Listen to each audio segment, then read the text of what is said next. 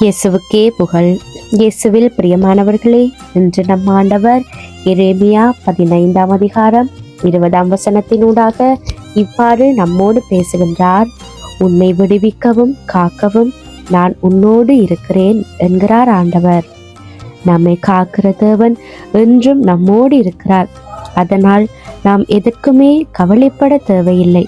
நாங்கள் கருவில உருவாகும் முன்னுக்கே அவர் நம்மை அறிந்து தெரிந்து வைத்திருக்கிறார். அவர் எந்த சூழ்நிலையிலையும் எங்களை கைவிடவே மாட்டார் என்பதை நாங்கள் உறுதியாக நம்ப வேணும். இதைத்தான் இன்று அவர் வாழ்த்தியாக நமக்கு கொடுத்திருக்கிறார். ஆண்டவர் மறுபடியும் சொல்லுகிறார், நான் உன்னோடே இருக்கிறேன், உன்னை தாங்கவும் உன்னை சுமக்கவும் என்று. ஒரு நாளும் இதை மறந்து விடாதீங்க. ஆபத்து காலத்துல உங்களை காக்கும் அரணாக அவர் இருப்பார். சோதனையின் வேளையில உங்களை தாங்கும் கரமாக இருப்பார்.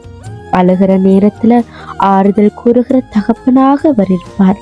எனவே பிரியமானவர்களே, ஆண்டவர் அன்றாடம் எம்மோடு பேசுகிற ஒவ்வொரு வார்த்தைகளையும் உண்மையாக நம்புங்க. அவருடைய வார்த்தையை உறுதியாக நாம் விசுவசித்து ஏற்றுக்கொண்டால் அவர் நம்மை காக்கும்படி தம்முடைய தூதர்களை அனுப்பி எமக்கு எதிராக உருவாகும் எல்லா சத்துருக்களுக்கும் நீங்களாக்கி காத்து கொள்ளுவார்.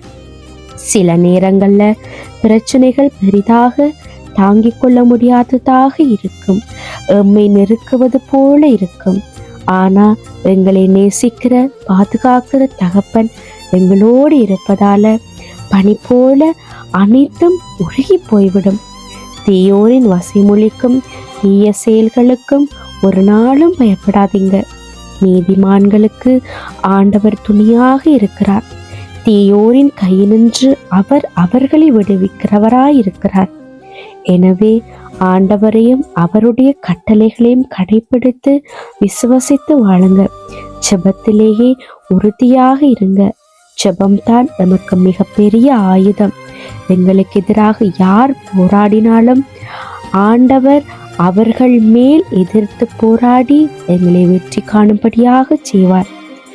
எனவே எத்தனை பிரச்சனைகள் வந்தாலும் ஜெபம் அவற்றை முறியடித்து வெற்றி கொடுக்கும் என்பதை முழு மனதோடு விசுவசிங்க.